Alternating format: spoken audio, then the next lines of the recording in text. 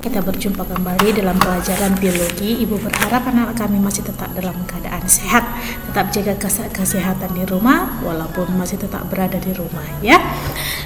Pelajaran kita kali ini kita akan masuk ke dalam bab berikutnya, yaitu tentang Archaebacteria dan Eubacteria.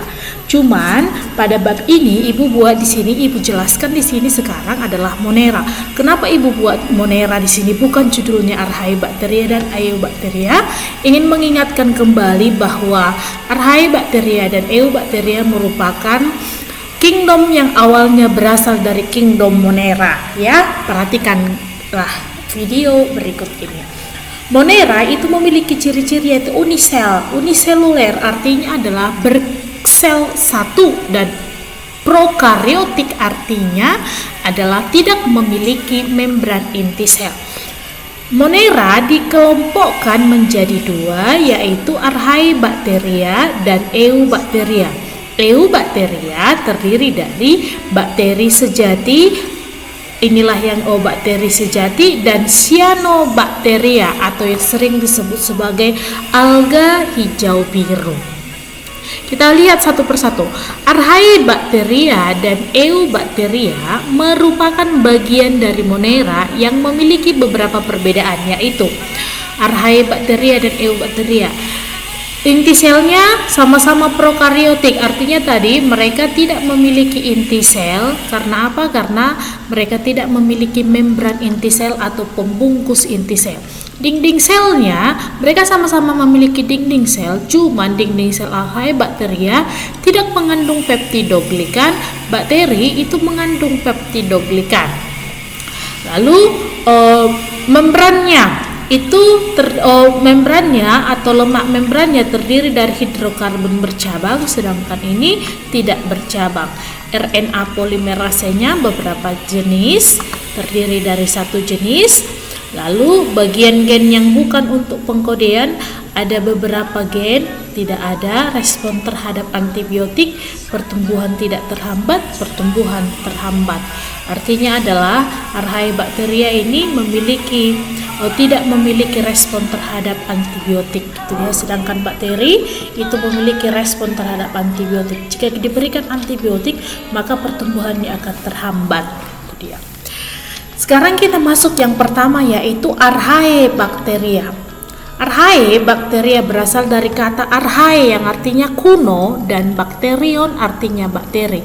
Sering disebut sebagai makhluk hidup atau organisme yang paling tua di bumi, atau organisme yang paling pertama muncul di bumi katanya, yang paling kuno. Itu dia ya.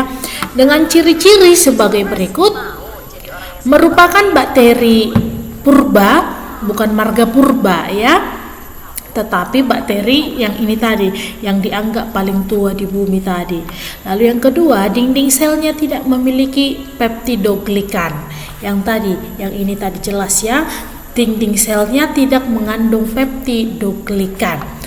Peptidoglikan itu adalah zat yang terdiri atas gula dan asam amino. Lalu biasanya hidup di lingkungan yang ekstrim ya, kita lihat nanti seberapa ekstrimkah lingkungan hidup mereka. Lalu berikutnya, dinding selnya terdiri dari polisakarida, ini tadi sama, itu polisakarida dan gula sama ya. Lalu tidak sensitif dengan antibiotik, ini tadi jelas, tidak pertumbuhan tidak terhambat terhadap antibiotik, respon terhadap antibiotik, artinya adalah dia tidak sensitif dengan antibiotik. Itu dia. Kita lihat berikutnya klasifikasi daripada Archaebacteria. Archaebacteria itu dikelompokkan berdasarkan metabolisme tubuhnya atau reaksi kimia yang terjadi di dalam tubuhnya, dan berdasarkan ekologinya atau lingkungan hidupnya, tempat hidupnya. Dibagi menjadi 3. Yang pertama itu adalah bakteri metanogen. Bakteri metanogen itu memiliki metabolisme energi yang membentuk gas metana. Kenapa dia dikatakan bakteri metanogen? Karena dia menghasilkan gas metana. Gas metana ini kalau di dalam kimia kalau kita cium berbau dia ya. Lalu bersifat anaerobik dan kemosintetik. Artinya anaerobik adalah reaksi kimianya untuk menghasilkan gas metana ini bisa terjadi, reaksi kimia itu bisa terjadi walaupun tidak ada oksigen. Anaerobik itu artinya tidak membutuhkan oksigen.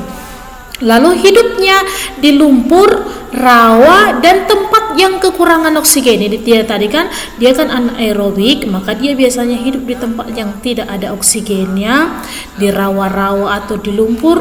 Lalu dapat bertahan hidup pada suhu tinggi.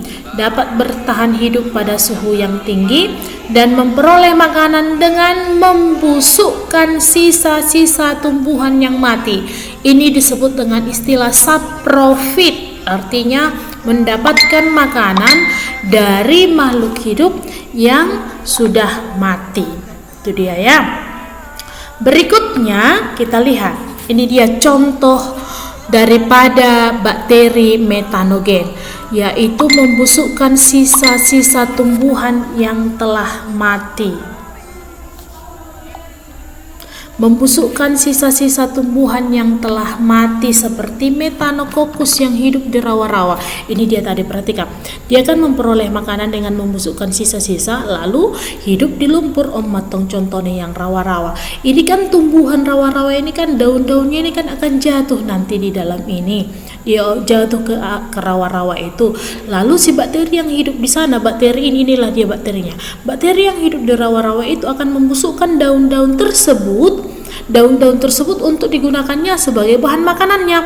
Akhirnya ketika dia melakukan reaksi, muncullah gas metana. Maka biasanya rawa-rawa yang demikian itu akan berbau. Kenapa bau rawa-rawa yang seperti ini bodar-bodar zongonon? Itu karena ada gas metana yang muncul. Dan gas metana itu kadang-kadang muncul seperti pluk ini gelembung-gelembung air dari dalam tanah ini, dari rawa-rawa itu.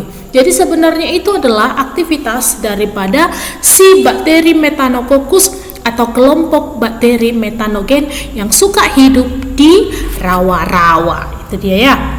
Contoh yang kedua tadi adalah ini hidup di dalam membantu sapi memakan rumput, kemudian rumput menjadi kotoran. Kenapa bisa seperti itu? Rumput yang ada di dalam tubuh si sapi bisa diolah sehingga rumput itu akan bisa nutrisi yang ada di dalam rumput itu bisa diserap oleh tumbuhan dalam bentuk kotoran ini. Di dalam perutnya si sapi itu juga ada bakteri metanogen. Jadi bakteri metanogen yang ada di dalam tubuh si sapi berfungsi untuk membantu proses pencernaan makanan si sapi. Maka ketika dia menghasilkan kotoran ini kan kotoran ini juga bisa mengandung bakteri yang masih ada di dalam perutnya tadi. Maka perhatikanlah orang-orang itu mau menggunakan pupuk dengan menggunakan si kotoran ini. Bukan kotoran ini langsung yang diletakkan ke tumbuhannya, tetapi dikumpulkanlah kotoran itu, lalu diambillah rumput-rumput atau tumbuh-tumbuhan yang sudah dihaluskan, dicampur dengan si kotoran tersebut. Si kotoran tersebut akhirnya ditutup supaya tidak ada oksigen, maka akan terjadi reaksi. Tumbuh-tumbuhan tersebut akan mulai membusuk dengan cepat sehingga bisa digunakan sebagai pupuk kompos. Itu dia ya. Jadi makanya orang-orang yang ada di daerah pertanian itu ini digunakannya bukan langsung diletakkan ke tumbuhannya, tetapi digunakan dengan cara melakukan prinsip bahwa di dalam si kotoran ini terdapat bakteri, yaitu bakteri metanogen. Yang ketiga, semburan gas metana di sumur warga. Ini air mengalir. Tetapi kenapa ketika dinyalakan mancis ada api? Artinya adalah bahwa dari dalam sumur ini, dari dalam pipa ini ada gas metana yang keluar. Maka berarti ini kan sumurnya ini tertutup sekarang, tidak ada oksigen. Artinya adalah di dalam sumur itu terdapat bakteri metanogen yang melakukan reaksi metabolisme tubuh sehingga menghasilkan gas metana. Gas metana itu juga kalau dinyalakan dengan bisa menghasilkan api. Maka gas metana ini yang dihasilkan dari bakteri metanogen ini seringlah disebut dengan istilah